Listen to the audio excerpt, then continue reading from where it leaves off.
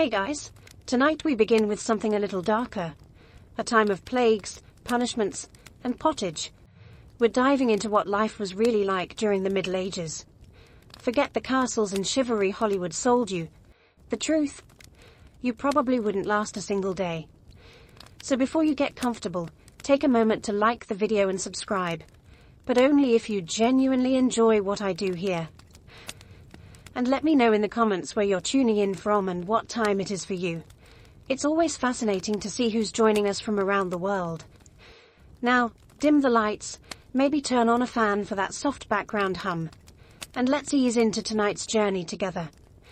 Congratulations, you've just woken up. In the year 1325. The good news? You're alive. The bad news? So are the fleas. Your bed is a half-rotted straw mattress stuffed with bugs and hay that smells like a barn floor. Because it was a barn floor 3 months ago.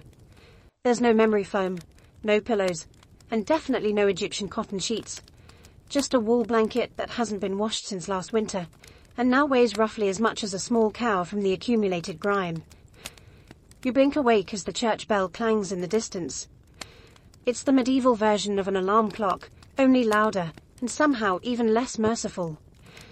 Your home is a wooden hut with one room, no windows, and a charming open-concept floor plan where your family, livestock and domestic insects all share the same space. The smell? Oh, it's a fragrant symphony. A subtle blend of stale beer, human sweat, goat, and something you pray isn't mold, but know in your soul probably is.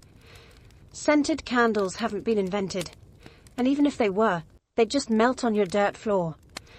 You try to stretch but immediately regret it, because the air is freezing and your joints ache. You're 22 years old, which in medieval terms is roughly middle-aged. Your spine creaks like an old wooden door, and your knees sound like a bag of rocks being shaken by a confused peasant. Getting out of bed is a gamble. The floor is either wet from last night's rain, which leaks through the thatched roof, or crusty from something your neighbor's chicken did. Either way, your bare feet are now part of the ecosystem. Oh, and privacy. What's that? Your entire family, and maybe a random cousin who just never left, are waking up beside you. There's no bedroom, no curtains, no me time. Just communal everything. Welcome to morning in medieval Europe, where you're never truly alone, because parasites, rodents, and 8 other people are always with you. And this is just how your day starts. It only gets worse from here. So, you've managed to crawl out of your medieval haystack of horrors. Congrats. Now nature calls. And it's not calling politely. It's screaming. Here's the part where you start missing the modern bathroom. There's no toilet, no seat, no toilet paper, no flush, not even a mildly resentful plunger in the corner. In the 14th century, relieving yourself is an adventure, a social experiment, and often a small public event. If you're a peasant, your bathroom is likely a wooden bucket behind the house, which is already full because Uncle Wolfstan had a rough night after eating bad turnips. The smell is biblical. You hold your breath, do your business, and then, here's the kicker, toss it into the street. Yes, the street. You're supposed to shout something like "Gardilou" before dumping it out the window. That's old French for watch out below. Although frankly no one ever moves fast enough. Streets in medieval towns are open sewers, a charming river of human waste, animal droppings and mystery liquids you'd rather not examine. If you're lucky enough to live in a town with public latrines, congratulations. You get to sit shoulder to shoulder with strangers in an outhouse where privacy is a myth and ventilation is a cruel joke.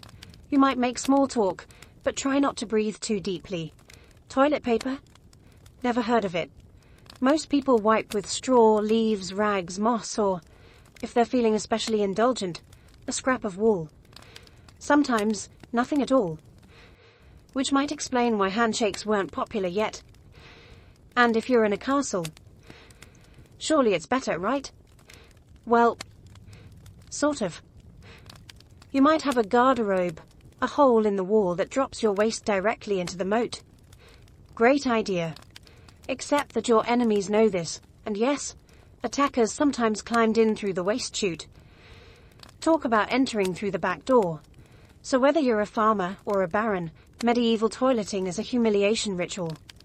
It's cold, it's public, it's dangerous, and it's never not disgusting. One slip on a wet stone path, and you're face first in humanity's leftovers. And you still haven't brushed your teeth. But we'll get to that next. You survived the toilet. You deserve a reward, right? Maybe a nice breakfast. Something warm, delicious, comforting. Sorry, this is medieval Europe. Nothing is comforting here. Breakfast, if you can call it that, is a grim affair. There are no eggs Benedict, no coffee machines sputtering awake, and certainly no avocado toast. You sit down, or squat near the fire, to a wooden bowl of something that looks like it was scraped off a muddy boot. Welcome to your daily ration of pottage. Pottage is a thick, gloopy stew made of whatever you can find. Grains, root vegetables, maybe a few beans if you're lucky.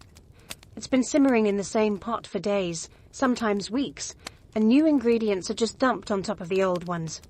It's less of a recipe and more of an ongoing edible experiment. On the side, a hunk of bread so hard it could deflect arrows. It's made from coarse rye or barley flour, often bulked up with sawdust, ground up acorns or other creative ingredients, because wheat is a rich man's fantasy. This loaf is not your friend. You don't slice it, you negotiate with it. What about drinks? You're not sipping orange juice or an oat milk latte. You're drinking beer. Yes, beer, at 6 a.m. Why? Because the water is teeming with parasites and filth.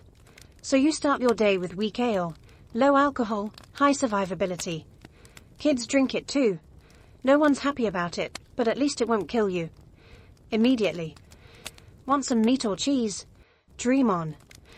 That's for Sundays and saints' feast days, and only if your lord is feeling generous. Most peasants don't eat meat more than a few times a year. As for fresh fruit, only when it's in season, and not already fermented into wine. And don't even think about spices unless you're royalty. A pinch of pepper costs more than your monthly wages. Salt is valuable enough to be locked away. So you chew your gritty bread, gulp your medieval beer, and try not to think about the rat that may have nibbled your porridge in the night. Breakfast doesn't energize you. It just happens to you.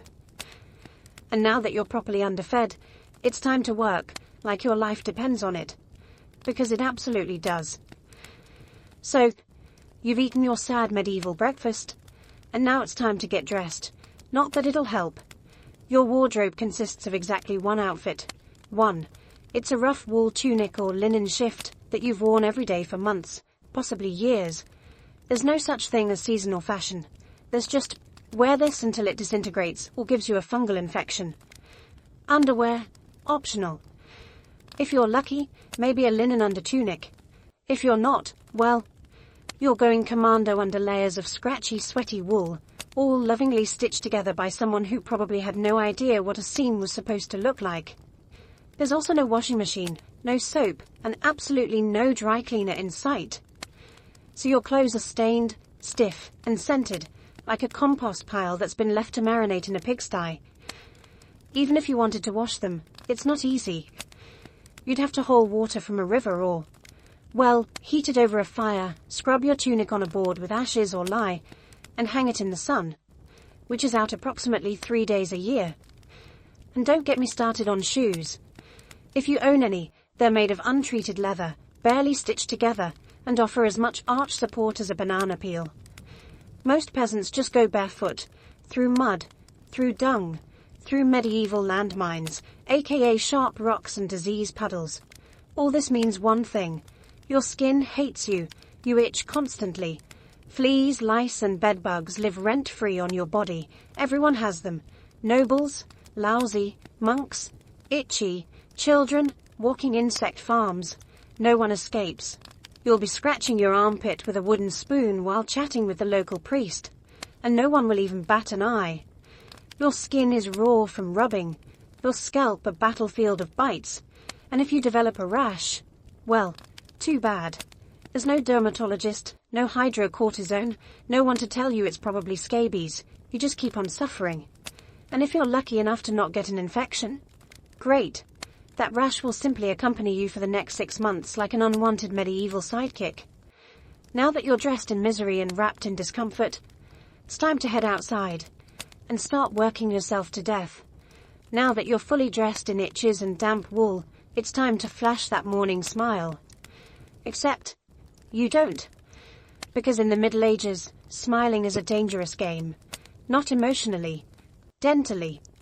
There's no toothbrush, no toothpaste, no mouthwash, no floss. The concept of oral hygiene is about as popular as bathing, which is to say, not very. Some people might chew on a twig or rinse with wine or vinegar, but for the most part, your teeth are on their own, and they're not doing well. By the time you hit your mid-20s, your smile looks like something pulled from a haunted crypt. Cavities are rampant, gums are swollen. And those aren't just food stains on your teeth. That's decay. You have more rot in your mouth than a medieval root cellar. Sugar, while not yet everywhere, is becoming more common among the rich. Imported at great cost, mostly used in small cakes or to show off wealth. If you're a noble, congratulations. You get to rot your teeth faster than the peasants. If you're poor, you'll do it slowly over time with fermented bread, gritty porridge, and years of hard chewing. Toothaches? Get used to them. They're like medieval weather, always there in the background. The kind of pain that makes you consider praying, drinking, or pulling the tooth out yourself with a pair of pliers, and that's not a joke. That was the actual treatment. Dentists didn't really exist, but barber surgeons did. Yes. The same guy who cuts your hair is also pulling your molars out by candlelight with an iron hook and zero anesthesia. Infected tooth? Hope you like fevers, because without antibiotics, it can easily turn into sepsis and kill you. From a toothache. That's right. The same thing that sends us to a pharmacy today could be your funeral in the 1300s. And there's no relief on the social front either. Kissing? Good luck. Halitosis, bad breath, is everywhere. If you're single, you're not judged by your smile. You're judged by your land and your livestock.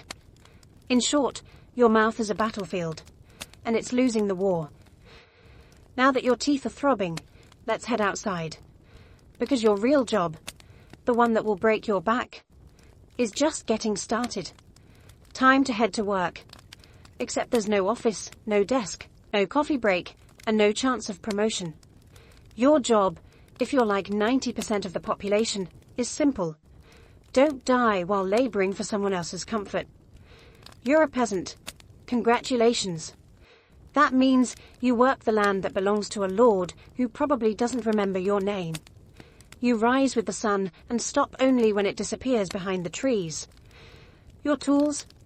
A wooden hoe, a rusty sickle, and whatever bones are still intact in your body.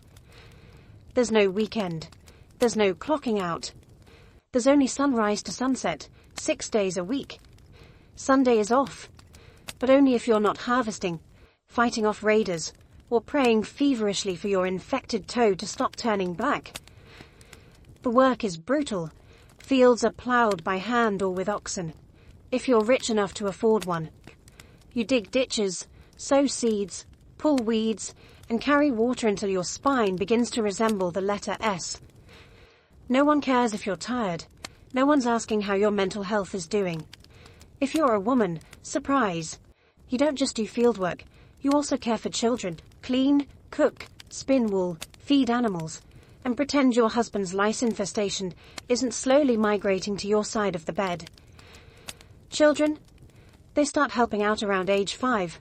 No school, no toys. Just a tiny wooden rake and a dream of one day not dying of the flu. And if you're one of the few who isn't a farmer, maybe you're a blacksmith, a tanner, or a cooper, great. You still work with fire, chemicals, or animal guts all day in poorly ventilated sheds. The pay? Basically survival. The perks? Occasional bleeding, break a bone, too bad. Get a fever, drink some warm beer and keep going. You can't afford to stop, not even for a day. Because if you don't work, you don't eat. And if you don't eat, well, medieval Europe has a solution for that. It's called being replaced. So you grip your shovel, ignore the blisters, and keep digging. Because in the Middle Ages your job isn't a career, it's a slow-motion endurance test. Now that your back is on fire from labouring in the fields, let's talk about the weather. Because in the Middle Ages, temperature is less about seasons and more about ongoing punishment from the sky. Let's start with winter. There's no insulation, no central heating, and no weatherproofing. Just wooden walls with gaps you could throw a chicken through. Your windows, covered with cloth, not glass. The fire in the hearth. Nice in theory, but you don't have enough firewood to keep it going because wood is expensive, and gathering it from the forest is sometimes illegal. Yes, you can be executed for picking up the wrong stick from the wrong forest.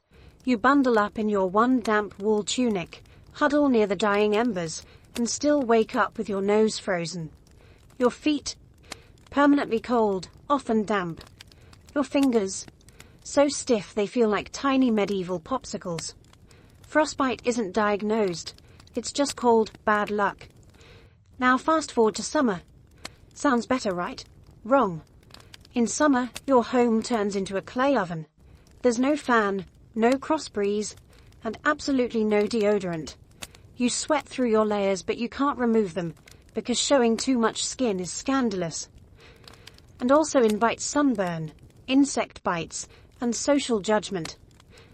The flies are out in full force, attracted to your unwashed body, and the smell of last week's goat stew that's still fermenting in the corner. Mosquitoes buzz by your ear while you sleep, assuming you can sleep through the sound of your neighbors yelling and babies crying. In the fields, the sun bakes you. No sunblock, no hat, unless you fashioned one out of straw like a desperate scarecrow. And the worst part, you still have to work. Heat stroke is just called taking a bad turn.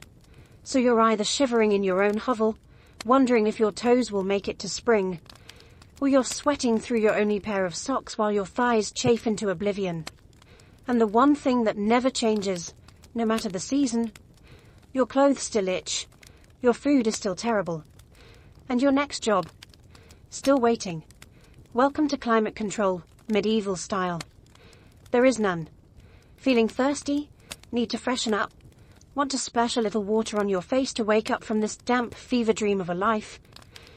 Too bad. In medieval times, water isn't your friend. It's trying to murder you quietly. Let's start with drinking. The nearby stream looks fresh, bubbling and clear, like something out of a fantasy movie.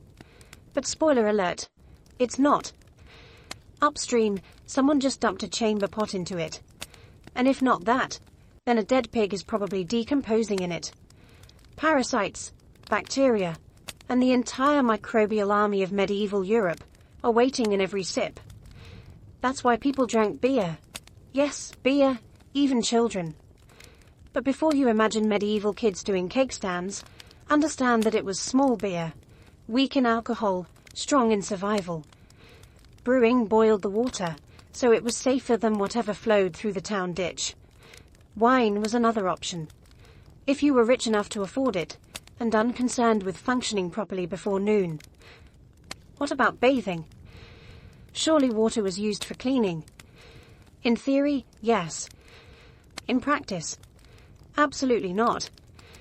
See, back then, people believed bathing actually opened your pores and let the disease in. That's right. Washing yourself was considered medically risky. You were cleaner, apparently, if you never removed the protective layer of filth caked onto your skin. Communal bathhouses did exist, but they quickly gained reputations as places for gossip, scandal, and sometimes full-on medieval extracurriculars. So naturally, the church got involved and shut many down. Even if you did want to bathe, it was a full production. You'd need to fetch water from the well, boil it over a fire, fill a wooden tub that leaked, and then pray no one else in the house used it before you. Or worse, after. And rainwater? Collected in open barrels where birds poop, insects breed and moss thrives. Sounds refreshing, doesn't it? So whether it's going in your mouth, on your body, or onto your crops, water in the Middle Ages is less of a life source and more of a gamble. One wrong gulp, and you're spending your final days sweating in a straw bed, clutching your stomach and contemplating all your life choices. Next time you sip tap water, raise a glass for our ancestors. They didn't have the luxury of hydration without hazard, so you drank the water, or maybe you didn't. Maybe you just stubbed your toe on a rock shaped like disappointment. Either way, you're sick, you need help, you need a doctor. Too bad you live in the Middle Ages where medicine is really just polite torture with a theology degree. Let's start with the diagnosis. Everything wrong with you, whether it's a cough, rash, broken bone, or the creeping plague, is caused by your humours being out of balance. Before humours were blood, phlegm, yellow bile, and black bile. According to medieval science, your health depends on keeping them balanced, like some sort of internal soup. Got a fever? Too much blood. The answer? Bloodletting. That's right. Let's drain your life force into a bowl using a dull blade or a hungry leech. And yes, barbers were often the ones doing it. Imagine getting a haircut and a hemoglobin extraction in one sitting. 2 for 1, baby. Feeling sad or anxious? That's clearly an excess of black bile. The cure? Laxatives. Maybe a warm herbal purge. Or just prayers and a cold compress while everyone avoids eye contact with you and starts carving your coffin. Now, if you break a bone or get a nasty wound, you're in real trouble. There's no anesthesia, unless you count passing out from pain. Surgery is done with knives that haven't been cleaned since the Crusades. Tools are heated over fire not for sterilization, but because they just look scarier that way. Antibiotics? Centuries away. Germ theory? Not invented yet. They think disease comes from bad air, or God being annoyed with your moral failings. Got a stomachache? Must have been your sinful thoughts. Hope you like confessing while vomiting. If your condition gets worse, you'll be treated with more leeches, possibly some crushed beetles, and a priest at your bedside giving last rites just in case. At this point, they're preparing for the cure known as death, and if by some miracle you recover, everyone just assumes God took pity on you. The doctor takes full credit and the leech gets promoted. So yes, in the Middle Ages, medicine is less about healing and more about surviving the cure. After a long day of labour, lice, and leeches, it's finally time to eat. You shuffle back to your hovel, stomach growling, ready for the one joy left in life, a warm meal. Bad news. Your meal is probably trying to kill you. Let's begin with the basics. Food preservation doesn't really exist. There's no fridge, no freezer, just salt, smoke, or the hope that winter air keeps things fresh. Your meat, if you're lucky enough to have any, has been hanging for days, covered in flies, marinated in questionable brine, and possibly shared with a rat or two. Bread is the cornerstone of the medieval diet, but even that isn't safe. In bad harvest years, desperate peasants bulk it up with bark, sawdust or even clay to make it stretch. And if it's rye season, there's a bonus. Ergot, a fungus that causes convulsions, hallucinations, and sometimes death. It's like eating bread laced with LSD and tetanus. Vegetables? Only if they're in season. And you know what's always in season? Turnips. So, many turnips. Boiled, mashed, or floating in pottage, which, if you remember from chapter 3, is basically a hot swamp of mystery ingredients that's been simmering since your great-grandfather's funeral. Fruit might be available in the fall, but it rots quickly, and sugar is rare, expensive, and hoarded by the rich to show off their blackened teeth. Dairy is another gamble. Fresh milk spoils in hours. Butter and cheese fare better, but they're loaded with bacteria. People eat them anyway because, frankly, it's either that or chew your boot leather. And let's talk about seasoning. Spices like pepper, cinnamon or nutmeg. Worth more than gold. For the average peasant, flavour comes from onions, salt, if you're lucky, and pain. Most meals taste like wet burlap sprinkled with sadness. But food isn't just a health hazard. It's a political one. Game animals belong to the Lord, not you.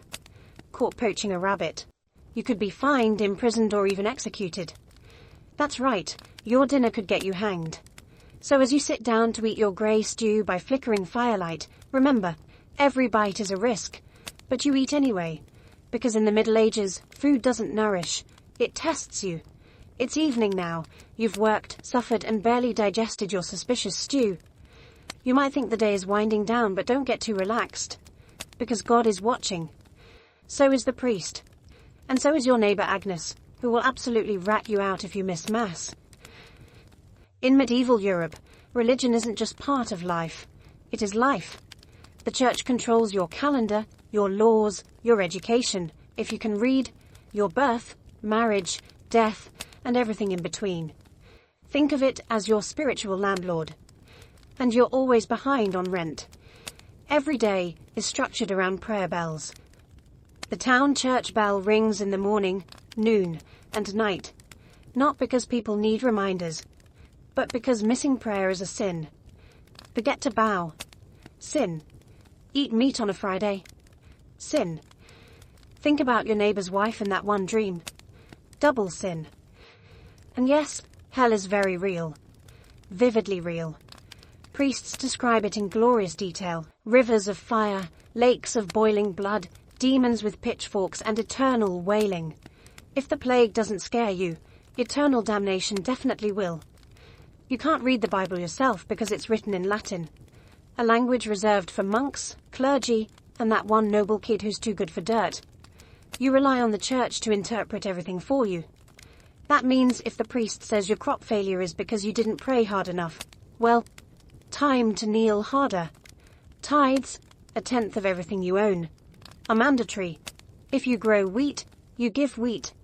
If you raise chickens, you give eggs. If you have nothing, congratulations. You're spiritually bankrupt and financially doomed. Holidays, they're holy days, dozens of them. And while they offer breaks from labour, they're not for fun. They're for attending Mass, fasting, confessing sins, and reminding yourself that joy is a dangerous indulgence. Questioning the church is dangerous. Heretics are burned. Witches are drowned. Blasphemers are flogged. And skeptics are quickly reformed. So you go through the motions. You chant. You bow. You pray that your soul, after enduring this dirt-covered life, might finally land in paradise, assuming the priest likes you. Because in the Middle Ages, God may be merciful. But the church, not so much. If you thought being a medieval peasant was rough, try doing it as a woman. All the filth, famine, and fear, plus childbirth, subservience, and social invisibility. In the Middle Ages, being a woman is like being on hard mode, with no health potions and no restart button. From birth, the girl's life path is pretty much locked in. Marry young, bear children, serve your husband, die tired. Education? Not likely. Unless you're from a noble family and sent to a convent, your intellectual development stops around the time you learn how to churn butter and patch a tunic. Marriage happens early. Really early. It's not weird to be betrothed at 12 and pregnant by 14. It's not about love. It's about land, livestock, and alliances. Your opinion? Not required. Once married, you're basically your husband's property. Your job is to produce heirs, feed everyone, keep the house running, and not complain. Because complaining might get you branded a nag, or worse, a witch. That label comes with a complimentary drowning or burning, depending on local fashion. Childbirth is a death lottery. There's no prenatal care, no sterile tools, no anesthesia. Midwives do their best, but even minor complications can mean death for the mother, the child, or both.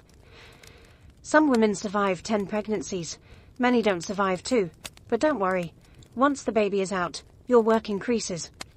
Now you have a screaming infant in a lice-ridden hut, and you're expected to nurse, cook, clean, and still help in the fields. You don't get a break. You are the break for everyone else. If you're unmarried, you're suspicious. If you're widowed, vulnerable. If you're outspoken, dangerous. Women who didn't conform were often accused of witchcraft, especially if they had herbal knowledge, a strong personality, or just looked at someone funny on a rainy Tuesday. Even in the church, your role is limited. Nuns lived under strict rules. No speaking without permission. no freedom of movement, and your spiritual worth always ranked below men. In short, if you're a woman in the Middle Ages, you're expected to endure, obey, reproduce and suffer in silence, ideally while smiling. Because even in a time of universal suffering, women were somehow expected to suffer gracefully. So far, you've battled filth, starvation, social injustice, and possibly a goat. But just when you think your day can't get any worse, here comes violence, loud, bloody, and often completely acceptable by medieval standards. Let's be clear, the Middle Ages were not peaceful. The idea of law and order mostly meant, hope the local lord isn't in a bad mood. Violence is everywhere. In the home, in the streets, on the battlefield, in church disputes, and sometimes in line at the communal bread oven. Crime is common, punishment is brutal, and justice is more performance art than protection. Steal a loaf of bread, you could lose a hand. Accused of lying, your tongue might get pierced. Gossip too much. Meet the scold's bridle, a metal mask strapped to your head with a bar in your mouth. For correction, of course. Let's say you're accused of something serious. Heresy, theft, witchcraft. How do you prove your innocence? By being tortured, obviously. Welcome to trial by ordeal. One version, you stick your hand in boiling water to retrieve a stone. If it heals without infection in 3 days, you're innocent. If not, you're guilty. Another option, you're tossed into a river. If you sink, you're innocent, and probably dead. If you float, you're guilty, and will be punished anyway. It's like a medieval game show where the prize is survival and the host is actively rooting against you. And if you're sentenced to death, that's a public event. Executions are performed in front of cheering crowds. Hangings, beheadings, burnings. Sometimes people bring snacks. It's the medieval equivalent of cable TV. Domestic violence, completely normal. Husbands were allowed, even expected, to discipline their wives and children. Street fights, commonplace. You could be beaten just for looking the wrong way at a noble's horse. And war, always simmering. Local feuds, territorial disputes, religious crusades. Someone's always marching off to stab someone else in the name of honor, God, or boredom. Violence isn't a breakdown of society in the Middle Ages. It is society. Everyone lives with the constant knowledge that life is fragile, justice is arbitrary, and your neighbor might bash your head in over a pig. So, walk carefully, keep your eyes down, and never trust anyone with a club. At this point, you've made it through the lice, the leeches, the laundryless misery, and the looming threat of public disembowelment. But now comes the final chapter of most medieval lives, an early and unglamorous death. If you're alive and still breathing past the age of 40, you're practically a celebrity. You might even be referred to as the Old One, which is less of a nickname and more of a statistical miracle. Let's break it down. The average life expectancy hovers around 30-40 years, but that number is dragged down heavily by infant mortality. Nearly half of all children died before reaching age 5. Disease, malnutrition, or one bad winter was all it took. No vaccines, no antibiotics, no hope. If you survived childhood, you entered adulthood already exhausted. Work began as soon as you could walk upright, and by 25, your joints creaked like a monastery door. You might be missing several teeth, a finger, and most of your original optimism. Women faced a particularly deadly gauntlet: childbirth. It was one of the leading causes of death for medieval women. No pain relief, no medical intervention, just prayer, hot water, and someone holding your hand while you bled out on a straw-stuffed cot. For men, the dangers were different, but equally relentless. Farming accidents, infections from minor wounds, a neighbor's drunken rage, a crusade gone sideways. Even walking to the market could be risky if you crossed paths with a bored bandit or an angry tax collector. Death could also come quietly, from the plague, which turned cities into cemeteries overnight, or from famine, which could last entire seasons, thinning out entire villages, or from bad luck, like eating spoiled grain and spending your final hours hallucinating and screaming at the walls. And funerals? You were lucky if you got one. Bodies were often buried quickly to avoid disease. No embalming, no polished coffins, just a hole, a few murmured prayers, and a shallow mound of earth, if there was enough space left in the churchyard. So yes, in medieval times, life was brutal, short, and constantly under siege by death in all its casual forms. You didn't retire, you just stopped showing up. And speaking of exits, let's move on to your final chapter. The medieval dream dies. So, how's your day been? You've woken up in filth, relieved yourself into a bucket, brushed your teeth with wishful thinking, nearly passed out from hunger, worked until your spine cried for mercy, scratched your way through itchy wool, prayed to not get plague, and barely dodged a public execution for owning a squirrel. Welcome to a single day in medieval Europe. Still dreaming of becoming a knight? Think again. That romanticized version of the Middle Ages, gallant swordsmen, noble ladies in towers, heroic battles and feasts in candle-lit great halls. It's a myth polished by fairy tales and fantasy books. In truth, the medieval world was gritty, cruel, and deeply unfair. Hierarchy was everything. If you were born poor, you stayed poor. If you were born rich, congratulations. You had a better chance of surviving, but you were still one bad soup away from dysentery and a hasty burial. Even the nobles weren't immune to misery. Castles were drafty stone refrigerators filled with fleas, smoke, and politically motivated marriages. Sure, you had a fur cloak and a goblet of wine, but also a 50% chance of dying in a skirmish or from an infected splinter. Not exactly luxury. The simpler times weren't simple. They were relentless. Everything took longer. Everything hurt more. Everything, from childbirth to chewing, came with consequences. Life was survival, not leisure. And if you did find a quiet moment to think, to dream, to imagine something better, there wasn't much you could do with it. No upward mobility, no modern medicine, no internet to Google, what's this weird rash? You lived, suffered, worked and died within a 10-mile radius of where you were born. But here's the wildest part. Through all of this, people still laughed, sang songs, told stories, fell in love, and found meaning. Not because life was easy, but because humans are stubborn like that. Even in the darkest chapters, they made space for light. So tonight, when you slip into your clean bed with indoor plumbing, antibiotics and central heating, maybe say a quiet thank you to the modern world. And to your ancestors who fought rats, famine and feudalism, so you wouldn't have to.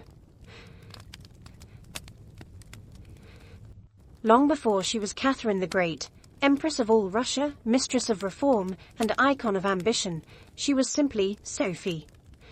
Born Sophie Friederike Augusta von Anhalt-Zerbst in 1729, she was the daughter of a relatively obscure German princely family. Her tiny duchy in Pomerania offered little in terms of power, but Sophie herself, she had something no title could provide. Razor-sharp intelligence, relentless charm, and a quiet, burning hunger for greatness. Her upbringing was strict. Her mother, Johanna, was cold and calculating, not a warm, nurturing figure, but a social climber obsessed with status. Sophie's father, a Prussian officer, was more distant than disciplinary. From a young age, Sophie learned to walk the fine line between obedience and cunning. She read voraciously, spoke multiple languages, and learned how to observe a room before speaking in it, skills that would soon become survival tools in one of Europe's most brutal courts. When the Russian Empress Elizabeth Petrovna began searching for a wife for her heir, Grand Duke Peter, she looked beyond Russia's borders.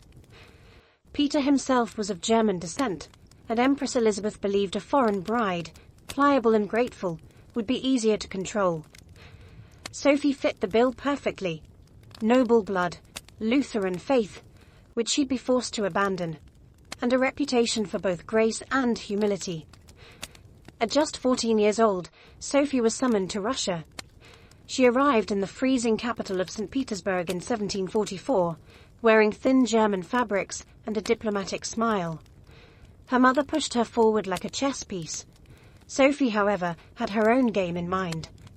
To become acceptable in Russian society, she converted to Orthodoxy, taking the name Ekaterina Alexeyevna, Catherine.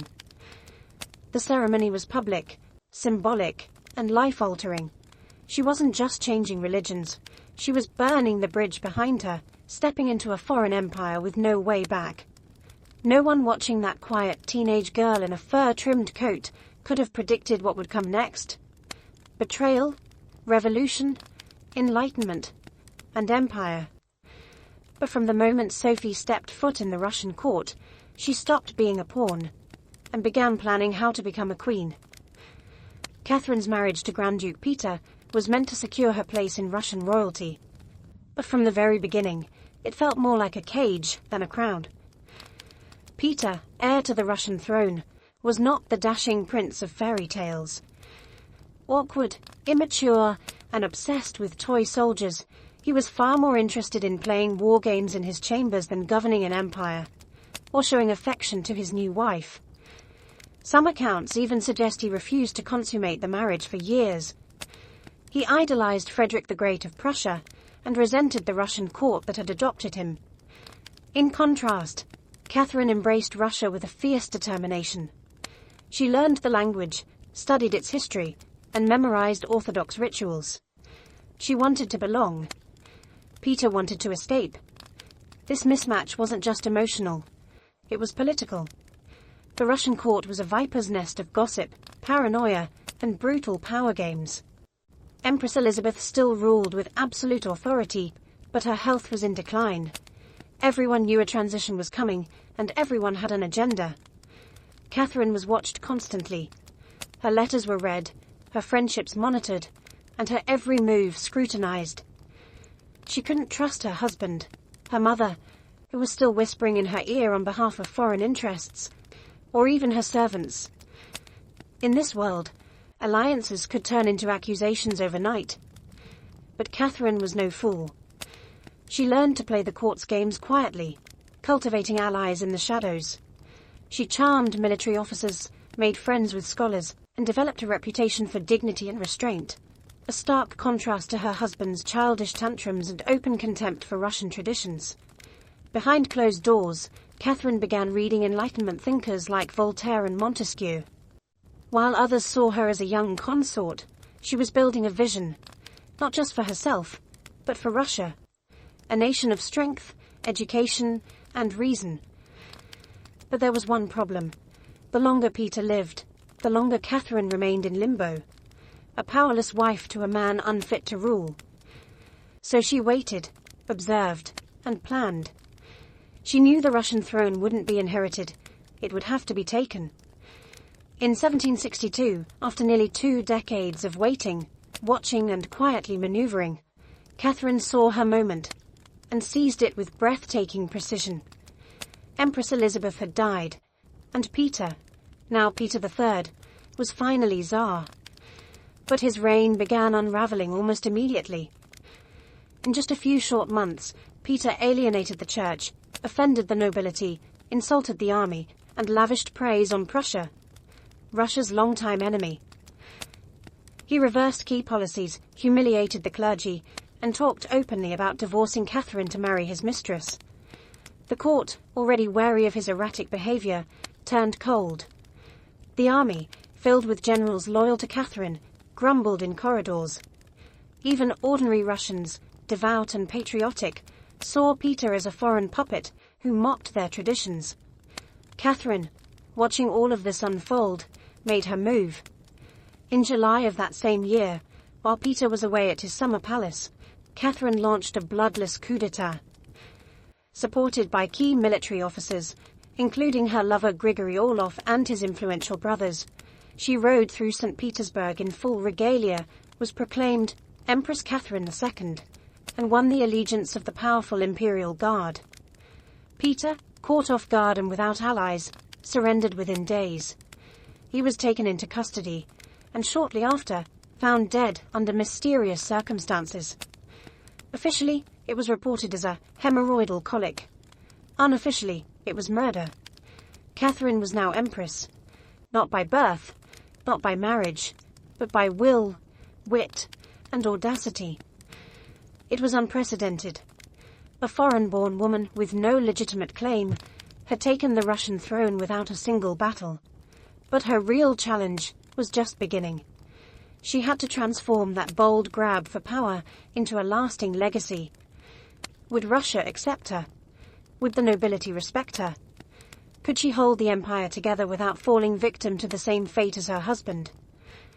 Catherine understood that power gained through intrigue could be lost just as easily. She needed to rule not as a schemer, but as a visionary. And so began her transformation, from a careful conspirator to a reforming empress, one who would redraw borders, embrace the Enlightenment, and redefine what it meant to be a woman in power. Once Catherine had the crown, she could have rested on her power. But she didn't. She had something bigger in mind than simply sitting on a throne. She wanted to transform Russia, and not just militarily or politically, but intellectually. While Peter had worshipped Frederick the Great and toy soldiers, Catherine idolized Voltaire, Diderot, and the bold thinkers of the Enlightenment. She believed in reason, progress, education, and the role of a monarch as a servant of the people, even if she herself ruled with absolute authority. Catherine didn't just read Enlightenment philosophy, she lived it. She corresponded directly with Voltaire for over 15 years, flattering him while defending her autocracy. She invited Diderot to her court and even purchased his entire library to support him financially. Behind closed doors, she pored over legal texts, debated reforms, and crafted policies to modernize the empire. Her early reign was filled with efforts to codify Russian law. She formed the Legislative Commission in 1767, an ambitious project intended to rewrite the entire legal code of Russia. Catherine's own Nakaz, or instruction, was a political manifesto in disguise, one that spoke of equality before the law, the dangers of torture, and the responsibility of rulers to serve the common good. For an empress in 18th century Russia, it was radical. But Enlightenment ideals had to survive the realities of Russia, a vast, feudal, deeply conservative land, ruled by nobles who liked their serfs exactly where they were, beneath them. Catherine knew this. While she advocated reform, she moved carefully. She abolished some forms of torture, expanded access to secular education, and built schools and libraries. But she also reaffirmed the nobility's control over their serfs to keep them loyal. This was Catherine's balancing act. A philosopher queen in public, a practical empress in private.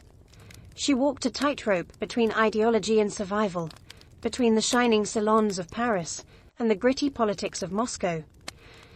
Her vision for Russia was bold, but always calculated. In many ways, Catherine wasn't trying to make Russia European. She was trying to make Russia modern, on her terms. And that meant reform, yes, but with an iron hand in a velvet glove. Catherine wasn't content with reforming Russia from within. She wanted to expand it outward, to make it an empire worthy of fear, admiration, and envy. Where Peter the Great had opened a window to the west, Catherine aimed to knock down the walls. Under her leadership, Russia's borders stretched wider than ever before. She waged wars not just to defend her crown, but to reshape the map of Europe. One of her most significant campaigns was against the Ottoman Empire. These wars, fought in waves throughout the 1760s and 1770s, weren't just about territory. They were about influence. Catherine saw herself as the liberator of Orthodox Christians living under Muslim rule, and as the rightful protector of Eastern Europe. Under generals like Alexander Suvorov and Grigory Potemkin, Russia captured key regions including Crimea, the northern coast of the Black Sea, and access to warm water ports, something Russian Tsars had coveted for generations. These victories weren't just military, they were symbolic. With each conquest, Catherine sent a message. Russia was no longer the distant, backward cousin of Europe. It was a continental force. She also turned her gaze westward. In a series of deals and diplomatic maneuvers, Catherine participated in the partitions of Poland, carving up the struggling Polish-Lithuanian Commonwealth along with Austria and Prussia. By the end of the Third Partition in 1795, Poland was erased from the map, and Russia claimed vast new lands and millions of new subjects. But Catherine didn't just conquer with armies. She also colonized with ideas. New cities were built. Trade routes were expanded. German settlers were invited to cultivate Russian farmland. The empire became a mosaic, from the icy Baltic to the sun-drenched shores of the Black Sea. And through it all, Catherine remained the central force, reading reports, issuing orders, and personally overseeing the shape of her expanding empire. Critics would accuse her of being power-hungry, even imperialistic. But to Catherine, expansion wasn't ambition. It was destiny. A great ruler, she believed, was measured not just by ideas but by borders. She didn't just want to rule Russia. She wanted to remake it as a civilized empire, feared by its enemies, respected by its peers, and loyal to her alone. For all her brilliance and power, Catherine the Great was just as famous for what went on behind palace doors. And no, not all of it was whispered in libraries. Catherine's private life became one of the most talked about aspects of her reign. She had lovers, not just one or two, but a carefully curated parade of them, many decades younger, often handsome, and sometimes politically influential. She didn't hide them. In fact, she often rewarded them with titles, estates, and pensions, if they behaved well. If not, they were quietly dismissed, sometimes with a polite thank you and a promotion. Among the most important of these lovers was Grigory Potemkin, a man as brilliant as he was bold. Their relationship blurred the lines between romance, politics, and partnership. Some historians believe they may have even married in secret. Together, they shaped military campaigns, colonization projects, and the transformation of southern Russia. Potemkin wasn't just a lover, he was her co-ruler in many ways. Still, Europe couldn't look past the scandal. Gossip swirled. Satirical pamphlets painted her as lustful, insatiable, even unhinged. And after her death, the rumors only got worse, the most infamous being the completely false and grotesque tale involving a horse, spread by her enemies to smear her legacy. But why the obsession? Simple. Catherine was a woman who wielded power unapologetically. And in a world where female rulers were expected to be either saintly virgins or tragic figures, she refused to play the role. She lived, loved, and ruled on her own terms. And that made her dangerous. Ironically, while her critics painted her as immoral, Catherine herself was deeply philosophical about love and sexuality. She believed pleasure was a natural part of life, and that personal relationships didn't have to threaten public responsibility. She separated emotion from governance, a feat few male rulers managed. In reality, her liaisons were often strategic. She surrounded herself with men who were loyal, capable, and politically useful. And when they ceased to be, she let them go, usually with a smile and a generous retirement. Catherine's love life didn't weaken her rule. It was part of her strategy, a blend of passion and power that made her unforgettable, envied and feared. For all her charisma and control, Catherine's reign was not without peril. And in 1773, that peril came in the form of a bearded Cossack named Yemelyan Pugachev. He was no ordinary rebel. Pugachev claimed to be none other than Peter III, Catherine's dead husband. According to him, he had survived the coup and now returned to reclaim the throne from the German usurper. It was absurd. Peter was long gone. But to Russia's oppressed and exhausted lower classes, the claim didn't need to be true. It just needed to offer hope. Pugachev promised liberation, an end to serfdom, lower taxes, and land for the common people.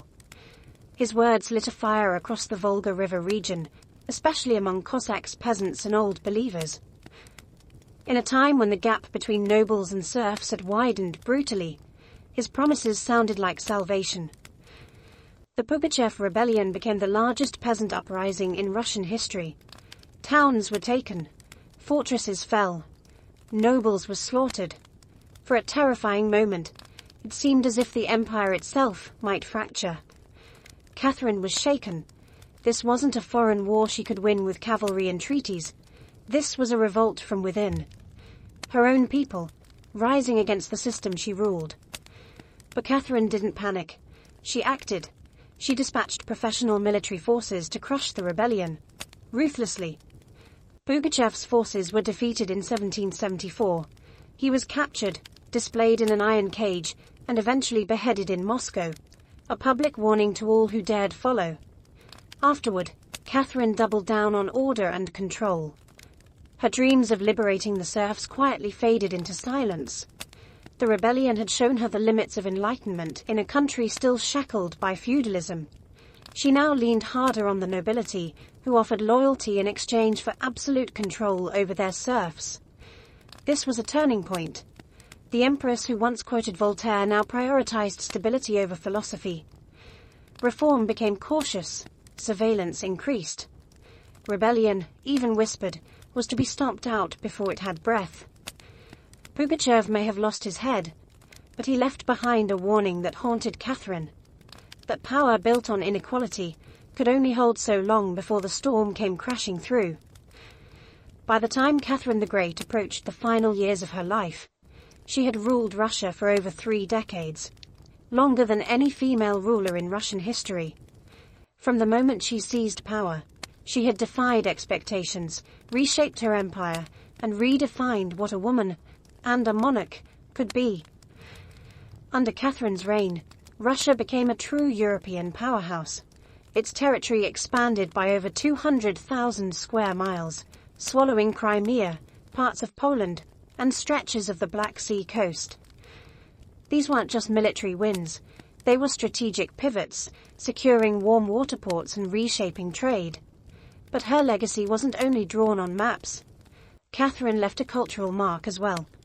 She helped found the Hermitage Museum, amassed one of the greatest art collections in Europe, and corresponded with the greatest minds of the Enlightenment. Her court became a center of sophistication, art, and intellectual ambition. In a country often viewed as backward by Western Europeans, Catherine put Russia firmly on the cultural map. She modernized education, founding schools for girls, and promoted the printing of books. She introduced smallpox inoculation to Russia, even publicly receiving the vaccine herself, an act of scientific bravery in her time. Yet, her reign was also one of contradictions.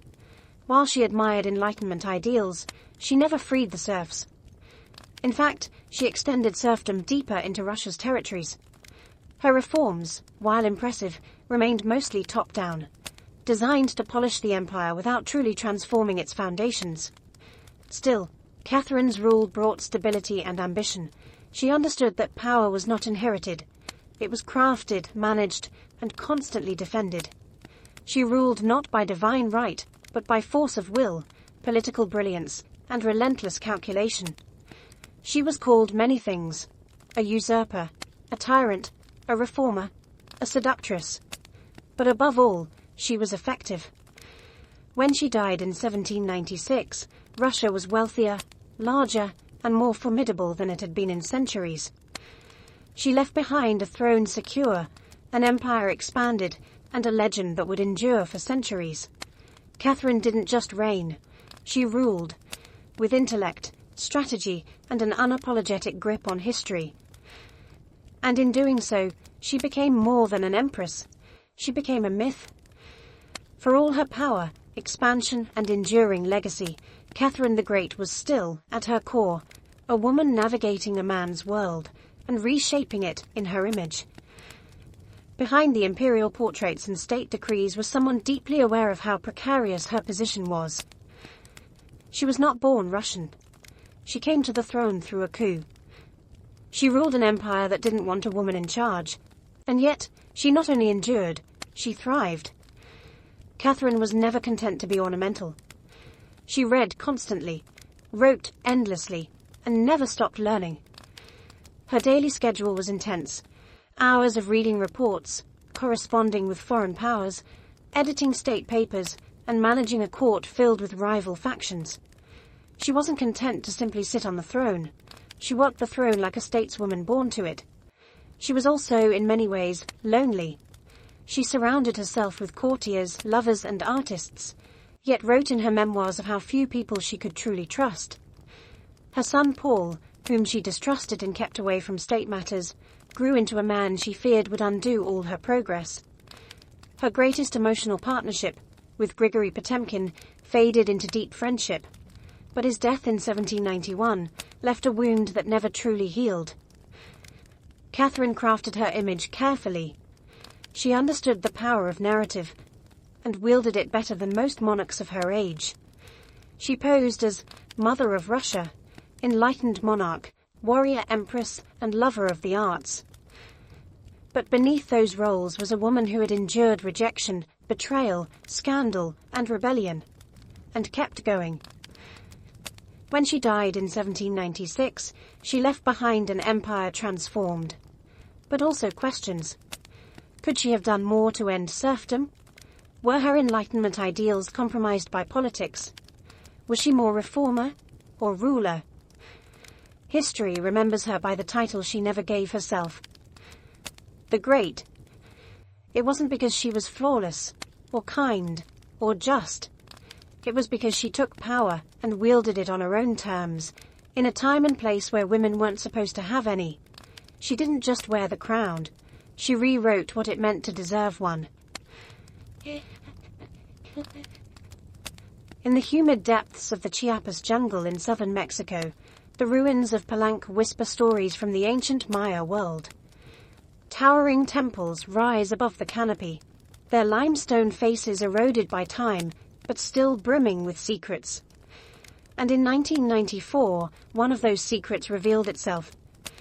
A team of Mexican archaeologists, led by Fanny Lopez Jimenez, was surveying Temple Thrune, a relatively modest pyramid next to the more famous Temple of the Inscriptions, the burial site of the mighty king Pakal the Great. Temple III wasn't expected to hold much until they noticed something odd. A sealed, hidden chamber beneath the structure. No looters had touched it. It was pristine. When the archaeologists broke through and lowered themselves inside, they found a stone sarcophagus resting in silence. The air was heavy with the weight of centuries.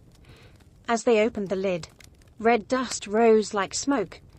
Brilliant, shocking red. The interior was covered in powdered cinnabar, a toxic mercury sulfide used ceremonially by the Maya. And lying within that crimson cloud was the skeleton of a woman. She had been buried with care and reverence.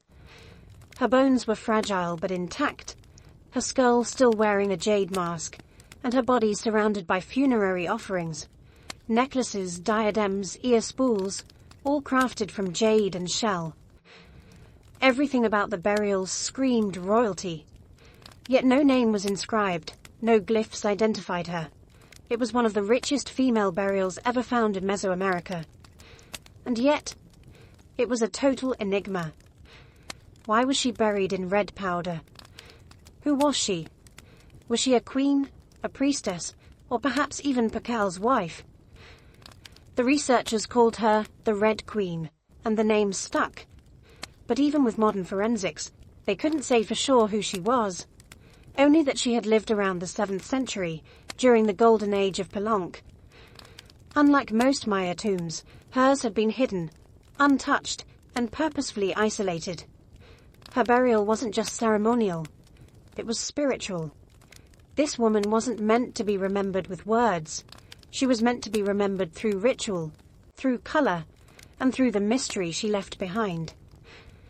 The most haunting feature of the Red Queen's tomb wasn't her jade jewelry, or the silence of the sealed chamber. It was the red dust. A thick layer of powdered cinnabar covered everything. The sarcophagus, the walls, her bones, even the offerings around her. It clung like blood to stone. To the Maya, this was no accident. Cinnabar, made from crushed mercury sulfide, was one of the most sacred and dangerous substances in the ancient world. Its vibrant red color wasn't just visually striking, It symbolized blood, rebirth, and the life force that connected the human and divine realms. Red was sacred. It was the color of sunrise, of sacrifice, of life emerging from death. And it wasn't just symbolic, it was spiritual.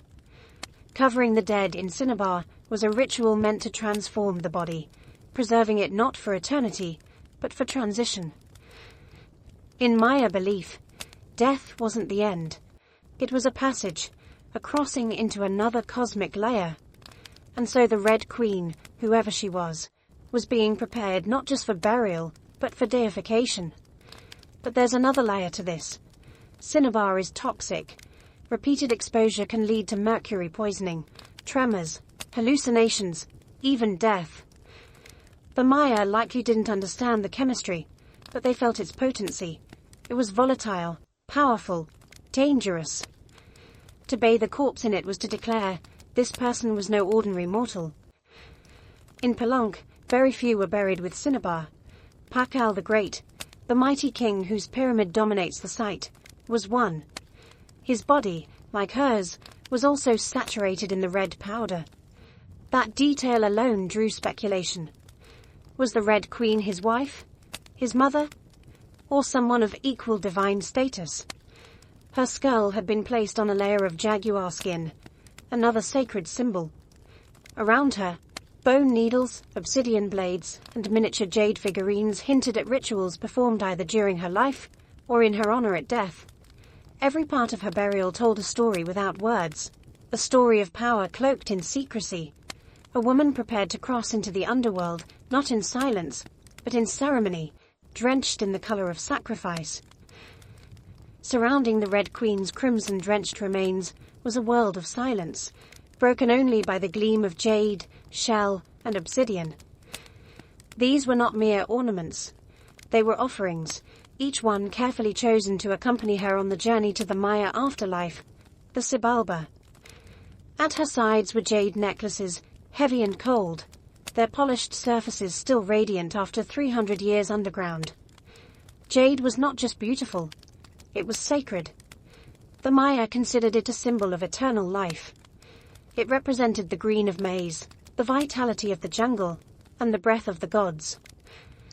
Only the elite were buried with jade. For the Red Queen, it covered her chest, wrists, and ears, a clear sign that in life she wielded influence, perhaps even divine favor. One of the most haunting objects was the jade funerary mask, placed delicately over her face. Unlike the golden death masks of Egypt, this one was subtle, constructed from dozens of tiny mosaic tiles, arranged to mimic the contours of her skull. The mask served a ritual function, to protect the soul, to preserve identity, and to present her as divine in the eyes of the gods. Scattered near her bones were bone needles, obsidian blades, and shell artifacts. These could have been tools of ritual or symbols of her status, as priestess, healer, or royal matriarch. One bone pin was engraved, faint but purposeful, a small echo of her voice lost to time. At her feet and along the edges of the tomb were ceramic vessels, still sealed, likely once filled with offerings, food, drink, or incense to sustain her spirit beyond death. The Maya believed the afterlife was a journey, dangerous, layered, filled with challenges. These items weren't luxuries, they were necessities. To modernize, the tomb feels intimate, not overloaded, but intentional. There was no gold, no chariots, no pomp, just items chosen with spiritual weight. It was a map for the soul. Through these treasures, we glimpse how the Maya understood death, not as finality, but as a transition of power. The Red Queen wasn't buried to be forgotten. She was being prepared to ascend. For all the grandeur of her tomb, the Red Queen left behind one haunting void. No name, no inscriptions adorned her sarcophagus, no glyphs on the walls identified her. She was clearly someone powerful, but who? From the moment her tomb was opened, scholars began trying to connect the dots. The most compelling theory, that the Red Queen was Tsakbu Ajau, the wife of Kinich Janab Pakal, known today as Pakal the Great, the most famous ruler of Palank. Sakbu Ajau was more than just Pakal's consort. She was born into nobility and married into Palank's royal dynasty at a young age. She bore at least 3 sons, all of whom held high status, and she played a key ceremonial role during her husband's reign. If anyone could be buried with such honor, it was her. Supporting this theory was the tomb's location, just a few feet away from Pakal's own grand burial in Temple of the Inscriptions. The proximity suggests a deliberate pairing. Husband and wife, rulers even in death. And then there's the cinnabar. Only 2 burials in Palank were found with such intense cinnabar coverage: Pakal and the Red Queen. It's unlikely this was coincidence. But here's where the mystery deepens. DNA tests were conducted on both sets of remains in hopes of confirming the connection. But the results? Inconclusive. The woman's bones showed no direct maternal link to Pakal, but that didn't rule out a spousal relationship. After all, marriage does not require shared blood. Some have argued she could have been Sak Kuk, Pakal's powerful mother, who ruled Palank before he came of age. Others suggest she may have been a high priestess, or a sister, or a royal ancestor whose name has simply been lost to history's erosion. Still, the evidence points most strongly to Sakbu Ajau, a queen by title, a mother of kings, and a spiritual counterpart to Pakal. The lack of a name may not be an oversight. It may have been intentional. In Maya cosmology, the soul lived on not through monuments, but through ritual, symbol, and the whispers of the earth. And so the Red Queen remains suspended between legend and truth. A woman who ruled, remembered not in stone, but in scarlet, and silence. To understand the Red Queen, we must understand the world she came from, the world where Maya women, especially royal ones, held more influence than many realize. In Maya civilization, politics was often a family affair. Royal women weren't merely passive consorts. They were diplomats, priestesses, and power brokers.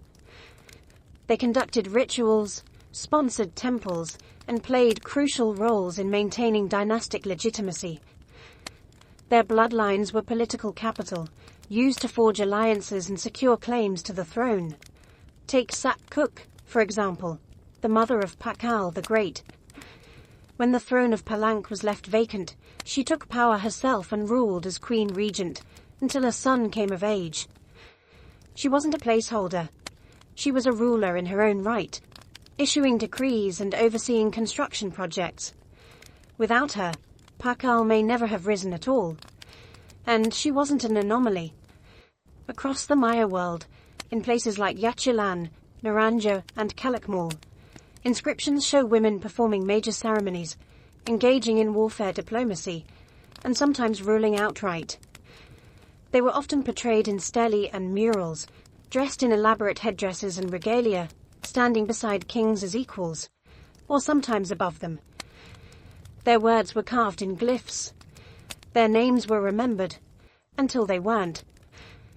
By the time Spanish conquistadors arrived centuries later, much of that memory had eroded. The colonial lens saw native women as silent figures in a male-dominated world. But the archaeology tells a different story, one of complex gender roles where power was negotiated, not simply inherited. This context casts the Red Queen in a new light. She may not have ruled in name, but her burial, rich, sacred, and positioned beside Pakal, suggests she was a central pillar in the royal order. Her jade mask wasn't just decoration. It was a symbol of identity, of power held in life and protected in death. Her bloodline may have been the very glue that held Palanka's dynasty together. In Maya civilization, a queen wasn't just a queen. She was a keeper of sacred lineage, a voice in ceremony, and often the bridge between gods and men. The Red Queen may be nameless, but in her world, she was never voiceless. The Red Queen wasn't just buried with treasures. She was buried in architecture rich with purpose, layered with Maya cosmology, ritual symbolism, and intentional design. Her tomb wasn't merely a grave, it was a gateway to eternity.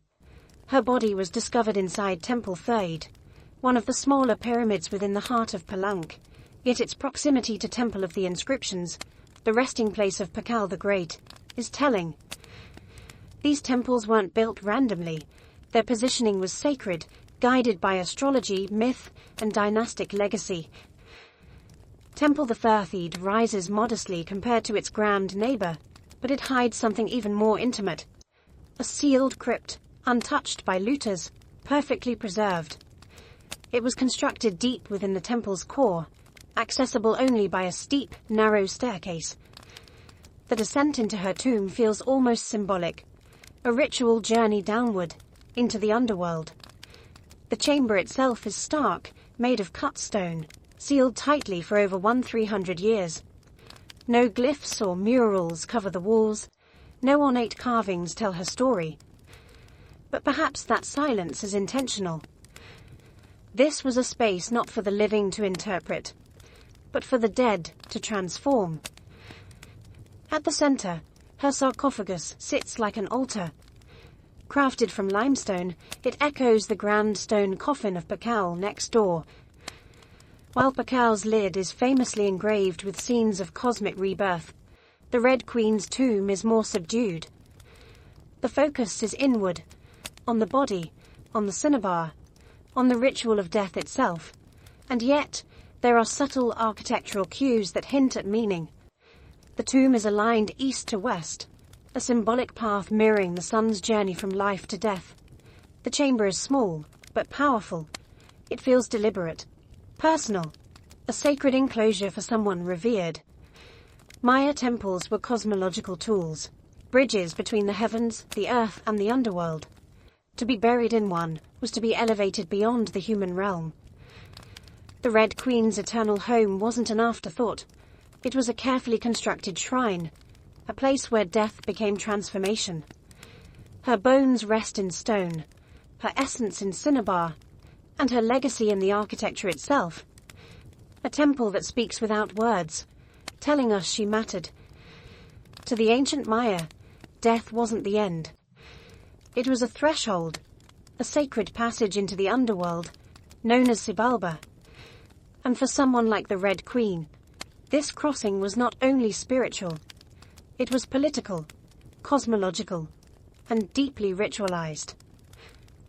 Burial rituals were carefully choreographed events, rooted in myth and meant to guide the soul through the treacherous layers of the underworld. Maya texts and iconography tell us that Xibalba was no peaceful afterlife. It was a maze of darkness, rivers of blood, trials, and gods of death. Only those properly buried, ritually prepared, and spiritually equipped could make the journey successfully. The Red Queen was buried wrapped in cinnabar, encased in stone, and surrounded by offerings, all signs of an elite burial. But there's more. The presence of bone needles and obsidian blades in her tomb hint at auto-sacrifice rituals, possibly symbolic tools representing rites she had performed in life, or that were reenacted at her burial to empower her spirit. Her funerary mask, carefully assembled from jade tiles, was not simply decorative. It may have served as a spiritual vessel, preserving her face and identity as she journeyed into the afterlife. In Maya belief, the face was a mirror of the soul, and the soul needed to be recognized by the gods. The ceramic vessels surrounding her may have once held chocolate, maize, water, or even polka to nourish her in the next world. Other items, like stingray spines or shell trumpets, could have represented spiritual tools, calls to the gods, or tokens of ritual communication. Burial wasn't just a goodbye. It was a transformation. The Maya believed in cycles, death as seed, burial as planting, and the afterlife as rebirth. Kings and queens were often seen as earthly incarnations of gods, and in death they returned to those divine origins. The Red Queen, covered in the color of blood, entombed in a pyramid, and honored with offerings, was being prepared for rebirth, not as a mortal, but as a being tied to the sacred order of the cosmos. Her burial wasn't the end of her story, It was the beginning of her legend. Just a few steps away from the Red Queen's final resting place lies one of the most iconic tombs in Mesoamerica, that of Kinich Janab Pakal, known simply as Pakal the Great. His burial inside the Grand Temple of the Inscriptions is celebrated for its artistry, scale, and deeply spiritual symbolism. But what makes the Red Queen's tomb so extraordinary is not only what was inside, it's where it was found. Her sarcophagus was hidden within Temple 3, directly adjacent to Pakal's monument. In a city like Palang, where every temple was carefully positioned to reflect cosmic principles, this closeness was no coincidence. It was intentional, a statement etched in stone. Many scholars believe the Red Queen was Tsakpu Ajao, Pakal's queen and trusted consort. While her tomb lacks inscriptions, the similarities between their burials are striking. Both wrapped in cinnabar, both entombed in pyramids, both buried with jade, and both treated with extreme reverence. These rituals mirror each other, as if two halves of a sacred narrative. Pakal's lid famously depicts him falling into the underworld tree, the cosmic scene of death and rebirth. The Red Queen's simpler tomb contains no such iconography, but the symbolism lies in the pairing itself. If Pakal represented the sun, journeying through the underworld at night to rise again, then the Red Queen may have represented the moon, the feminine force that follows its own mysterious path in the sky. Together, they embodied a cosmic duality, masculine and feminine, king and queen, sun and moon, order and ritual. In Maya mythology, rulership was not singular, it was relational. Harmony in the cosmos required balance, and that balance extended into the dynastic court. By placing the Red Queen beside Pakal, the Maya were preserving not just a marriage, but a cosmic partnership.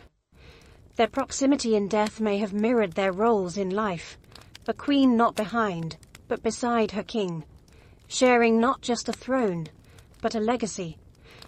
In their tombs, they speak without words. Two souls, wrapped in cinnabar and stone, joined across eternity, one of history's most sacred silences. Though her name was lost to time, the Red Queen of Palanque endures, not as a forgotten relic, but as one of the most enigmatic and powerful women of the ancient world. Her tomb, sealed for over 1,300 years, now whispers across centuries, inviting questions that echo louder with every discovery. She represents a mystery that still resists full understanding. We may never know exactly who she was. No glyph carved her name. No stela told her story. And yet, the care in her burial, the richness of her offerings, the symbolism of her crimson-drenched bones, all speak of a woman profoundly important. Not merely as a wife or consort, but as someone who held real influence, spiritual weight, and royal blood. Today, the Red Queen forces us to re-evaluate assumptions. She's a reminder that in the ancient Maya world, women were not silent. They led rituals, governed cities, and shaped dynasties. While kings like Pakal have long taken the spotlight, the Red Queen's re-emergence reminds us that power did not belong to men alone. It flowed through mothers, queens, priestesses, and visionaries. Her legacy is more than the treasures she left behind. It's the conversation she started. Among archaeologists, historians, artists, and storytellers. Every jade bead, every layer of cinnabar, every architectural choice in Temple Thethid tells us something deliberate. This woman mattered. And perhaps that's the most extraordinary part of her story. Not what we know, but what we still don't. The Red Queen teaches us that history isn't just a collection of facts. It's a living puzzle, a shared human longing to connect with the past. In that sense, her legacy is still unfolding. She lies wrapped in red, the color of life and sacrifice, of blood and rebirth. Her face, once hidden behind a jade mask, now stares back at us through science, art, and wonder. She remains nameless, but not voiceless. Mysterious, but not forgotten. The Red Queen may have ruled a kingdom in life, but in death, she rules something greater, our imagination. Her tomb was sealed in stone. Her story was written in silence. And still, somehow, she speaks. Frida Kahlo was born on July 6, 1907, in the vibrant district of Coyoacán, then a village on the outskirts of Mexico City. Her childhood home, the Casa Azul, the Blue House, was filled with color, contradiction, and quiet strength. It would later become a sanctuary, a battleground, and a museum to one of the most iconic artists of the 20th century. Frida was the third of 4 daughters born to Guillermo Kahlo, a German-Hungarian photographer, and Matilda Calderon, a devout Catholic of indigenous and Spanish descent. Her parents were opposites: Guillermo, reserved and intellectual; Matilde, religious and emotionally distant.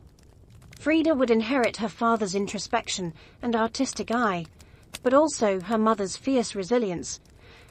As a child, Frida was imaginative, outspoken, and bold.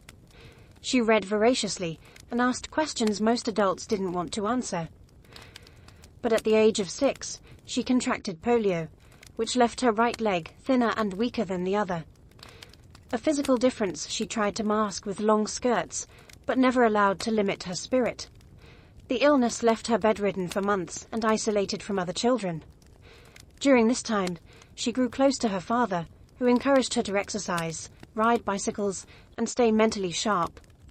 Unlike most girls of her time, Frida didn't aspire to become a wife or a homemaker. Her goal? To become a doctor.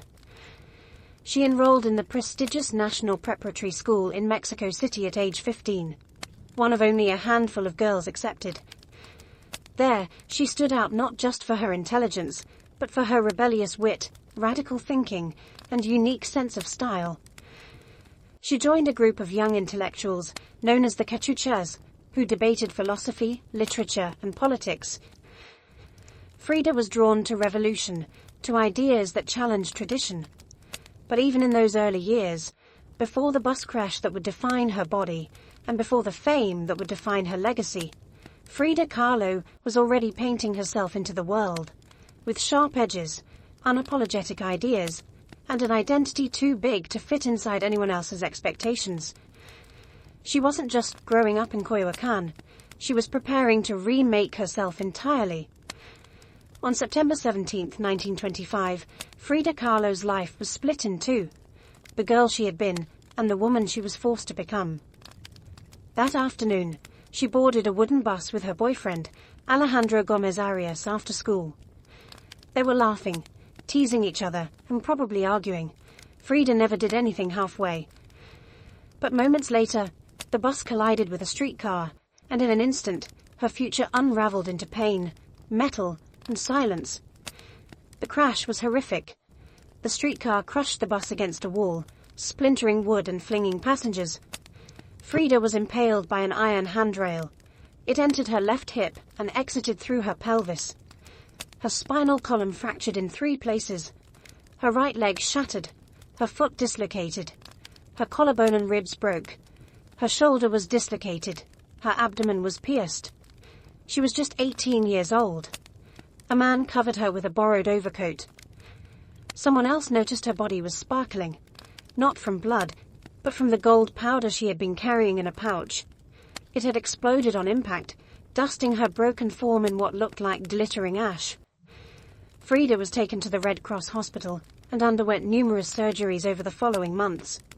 She spent weeks in a body cast, flat on her back, immobile, writhing with infection and uncertainty. The future she'd imagined, of becoming a doctor, slipped further away with every passing day. But in that stillness, something began to stir.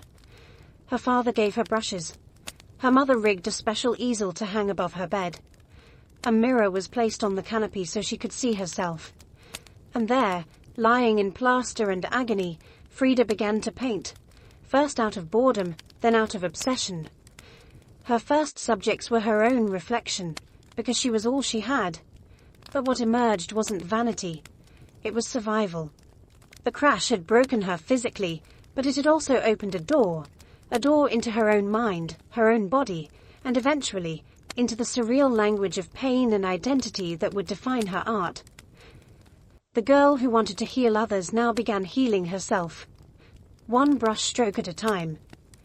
As Frida Kahlo lay encased in plaster and steel, a body fighting itself with every breath, she began to paint. What started as a form of therapy soon became a language, and that language was deeply personal, brutally honest, and often hard to look at. Which was precisely the point. Frida didn't paint pretty flowers or polite landscapes. She painted pain. Her pain. Physical, emotional, and existential. Her first subjects were self-portraits, not because she was vain, but because, as she famously said, "I paint myself because I am so often alone, and because I am the subject I know best." Her early works were small in scale, painted on tin or wood panels, inspired by Mexican retablos. Devotional paintings meant to tell stories of suffering and miracles. Frida turned this tradition inward. Her body became the canvas. Her emotions became the altar. She painted herself as split, as pierced, as bleeding. In one painting she is impaled by nails, like a modern-day martyr. In another, she floats in a barren landscape, tethered to a broken column, a metaphor for her shattered spine. She painted herself weeping, fractured, decapitated, and bare, but never passive, always watching. Her pain was not sanitized. She painted the ugliness of trauma with beauty, defiance, and even humor. Each piece was a reclamation of her body, her experience, and her identity as a woman in a world that often tried to define her. But Frida wasn't just telling her story. She was inventing a new kind of visual narrative, one that blended Mexican folk art, surrealism, medical illustration, and symbolism. Her paintings became dream-like autopsies of her soul, framed in color, culture, and myth. By the time she recovered enough to walk again, albeit painfully, Frida was no longer the girl who had wanted to be a doctor. She was an artist, and her art was unlike anything anyone had seen. She had taken the worst thing that had ever happened to her and turned it into a source of creation. Frida Kahlo didn't just paint her pain. She made the world look at it. And in doing so, she turned suffering into a sacred act of self-expression. In 1928, still recovering, still painting, and just 21 years old, Frida Kahlo met the man who would become the most profound and turbulent relationship of her life, Diego Rivera. He was 20 years her senior, already Mexico's most famous painter. Massive in both stature and presence, Rivera was a giant of Mexican muralism, known for his sweeping, politically charged frescoes that told the story of the Mexican people. Frida had seen his work before. She admired it. But now she wanted his opinion of her work. She brought her paintings to him at the Ministry of Education, interrupting his scaffolded work to ask bluntly, "Do I have talent?" Diego took one look and said yes, and not just out of kindness. He recognized in her something rare, an unfiltered voice, raw and unpretentious, full of rage, irony, pain, and beauty. They began a relationship that was as consuming as it was creative. Frida once said, "I suffered 2 accidents in my life, one in which a streetcar knocked me down. The other was Diego." They married in 1929, an odd pairing to outsiders. Diego, massive, unfaithful, politically famous. Frida, sharp-tongued, fiercely independent, already walking with a cane. Her parents called it a marriage between an elephant and a dove. Their bond was passionate, but chaotic. Diego supported her art and encouraged her growth as a painter, but he was also endlessly unfaithful, even with Frida's own sister, Cristina. Frida was devastated, and in return, she took lovers of her own, both men and women, including rumored affairs with Leon Trotsky and painter Georgia O'Keeffe. They divorced in 1939, then remarried a year later with different terms. This time, Frida would keep her autonomy, her home, her money, her name. Their second marriage was less about traditional love and more about creative partnership and mutual understanding. Despite the betrayals and the heartbreak, Diego remained a constant force in Frida's life.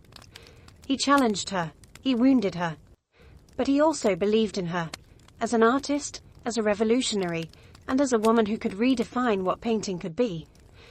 Together, they were not peaceful, but they were legendary. In the 1930s, Frida Kahlo followed Diego Rivera on a journey north to San Francisco, Detroit, and New York, as he completed high-profile mural commissions. These years abroad brought her face-to-face with American industrialism, wealth, and the contradictions of capitalism, and they left her with deep political discomfort. Frida was a proud Mexican nationalist, a committed communist, and an admirer of indigenous traditions. The opulence she witnessed in the United States, especially while the Great Depression ravaged much of the country, only deepened her sense of disillusionment. In letters home, she mocked the culture's materialism and obsession with appearances. She missed the grit, color, and contradiction of Mexico. While Diego painted enormous murals on factory walls, Frida began to paint smaller, quieter revolutions, deeply personal works on tin and canvas. Her style solidified, sharp, surreal, emotional, and intimate. It was during this time that she produced some of her most iconic self-portraits. Frida didn't just paint herself for vanity. She painted herself to survive. Her identity became her landscape. With her body constantly in pain from her accident, multiple surgeries, and a failed pregnancy in Detroit, she turned inward. Her portraits showed her bleeding, fragmented, exposed. Yet her face was always calm, always direct, unapologetic.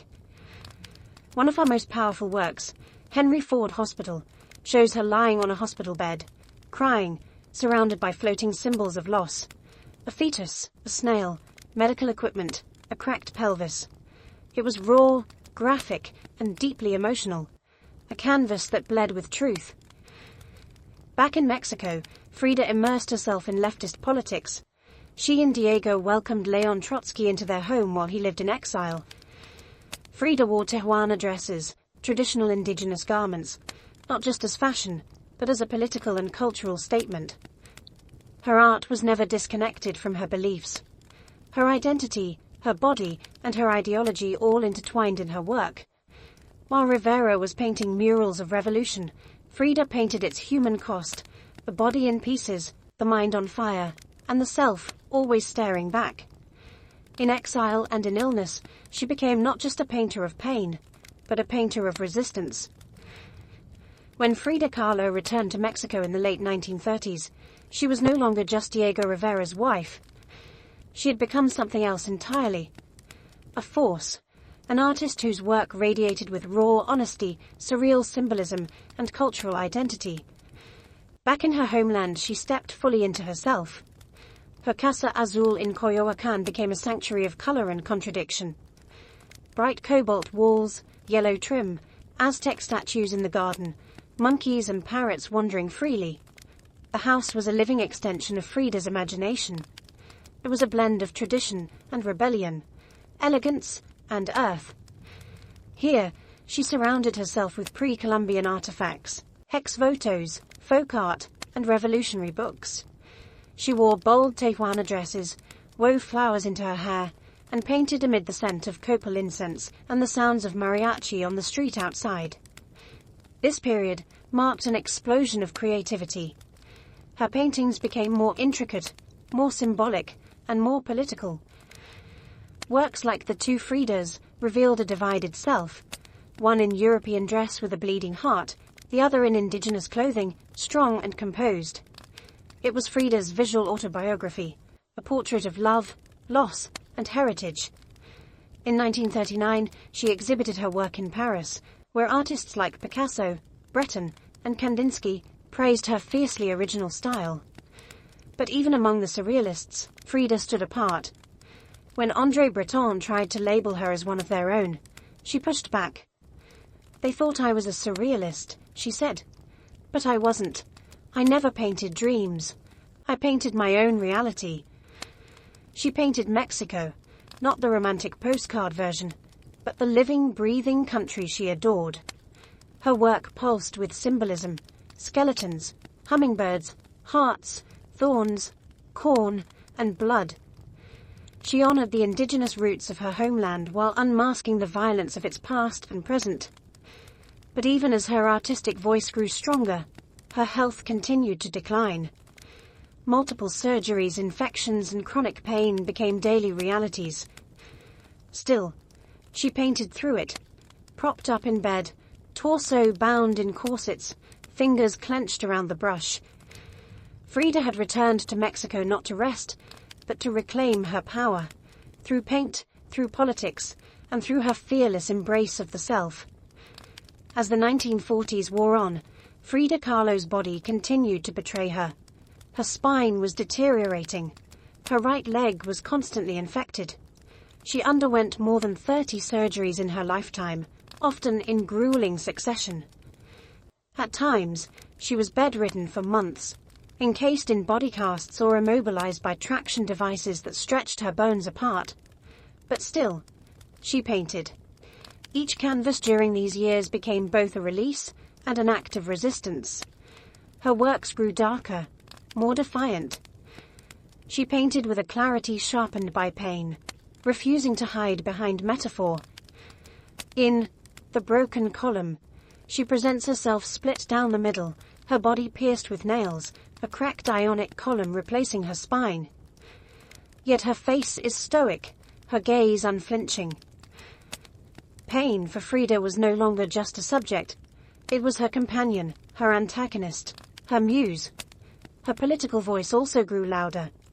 She joined the Mexican Communist Party, marched in demonstrations, wrote fiery letters, and called out imperialism and injustice. When her health no longer allowed her to walk, she appeared at protests in a wheelchair, defiantly holding signs and shouting slogans. In 1953, Frida was given her first solo exhibition in Mexico, a long overdue celebration of her art. But her health was so fragile, doctors told her she couldn't attend. So she did what only Frida would do. She arrived by ambulance, carried in on a stretcher, and placed in the center of the gallery on her hospital bed. Dressed in traditional finery, surrounded by her own work, she greeted guests with tequila, laughter, and that fire still burning in her eyes. Her final paintings were both childlike and harrowing. In Marxism Will Give Health to the Sick, she painted herself wearing a steel corset, cradled by the hands of Marx, casting away symbols of oppression. Her last known work was a still life of sliced watermelons. One piece bearing the words, "Viva la vida," long live life. Even in the face of death, she remained defiant, joyful, and political. Frida Kahlo's last portraits weren't just self-portraits. They were acts of revolution, painted in pain, but always signed with life. On July 13, 1954, at the age of 47, Frida Kahlo died in the same place she had been born, La Casa Azul in Coyoacán. The official cause was listed as a pulmonary embolism, but those closest to her whispered of something deeper. She had been ill, yes, but also exhausted. By pain, by surgeries, by the long war with her own body. Just days before, she had attended a political protest against the CIA-led coup in Guatemala. Weak and wheelchair-bound, she insisted on going, her clenched fist raised in the air. Revolution remained her final heartbeat. Her last diary entry was brief, but piercing. "I hope the exit is joyful, and I hope never to return." Frida's funeral was held at the Palacio de Bellas Artes, Mexico's most prestigious cultural institution. Her body, draped in the red flag of the Mexican Communist Party, was watched over by friends, family, artists, and revolutionaries. Diego Rivera was inconsolable. He called her the greatest love of his life, even as his betrayals had nearly broken her. But in the years that followed her death, something extraordinary happened. Frida Kahlo refused to disappear. At first, her name was whispered only in art circles. Her works weren't easy to categorize, too political for surrealists, too surreal for traditionalists. But slowly, her image, her story, and her defiance began to resonate. Through the 1970s and 1980s, as feminist scholars and activists reclaimed forgotten voices, Frida's became louder. She wasn't just a painter anymore. She was a symbol of pain turned into beauty, of feminism born through resistance, of Mexican identity celebrated without apology, of queerness, disability, revolution, and authenticity. Her face, unibrow, gaze, flowers in her hair, became iconic. Her home became a museum. Her diary became a sacred text, and her paintings now hang in the world's greatest museums. Frida Kahlo had lived much of her life in Diego's shadow, but in death, she stepped forward. She didn't just leave behind paintings. She left behind a mirror and dared us all to look, not with pity, not with fear, but with fire. Today, Frida Kahlo's face is everywhere, printed on t-shirts, painted on murals, turned into dolls, memes, posters, and icons. Her signature unibrow, her flower-crowned hair, her direct gaze, all instantly recognizable. But what makes her legacy powerful isn't just that people know her face, is that they recognize the truth behind it. Frida didn't try to be flawless. She didn't fit into boxes. She wasn't conventional, and she didn't care to be. In a world that demands perfection, she gave us realness. Raw, messy, vibrant, angry, joyful, contradictory realness. She celebrated what made her different: her disability, her queerness, her politics, her culture, and turned it into art that transcended borders and decades. She's become more than an artist. She's a global symbol of defiance, feminism, cultural pride, and creative resistance. For queer communities, she's a fearless bisexual icon who lived openly and unapologetically in a time that demanded silence. For women, she's a reminder that power doesn't require permission. For disabled artists, she's proof that pain can fuel the brush, not stop it. And for Mexico, she's a daughter reclaimed, fierce, folkloric, and forever part of the national soul. Her paintings, once dismissed as too strange or too personal, are now among the most revered in the world. Works like The Two Fridas, Self-Portrait with Thorn Necklace and Hummingbird, and The Broken Column aren't just seen. They're felt deeply by anyone who has ever suffered and needed to turn that suffering into something sacred. She lived in the margins and turned them into center stage. She embraced contradiction. A communist who wore gold, a woman betrayed who loved again, a body in pieces with a soul unbreakable. And through it all, she painted, not just with color, but with conviction. Frida Kahlo never asked to be a symbol. She simply told the truth about herself, and in doing so, told the truth for millions of others who had never seen themselves reflected in art before. Now, when we see her face, we see courage, we see color, we see resistance, we see Frida, not gone, but immortal.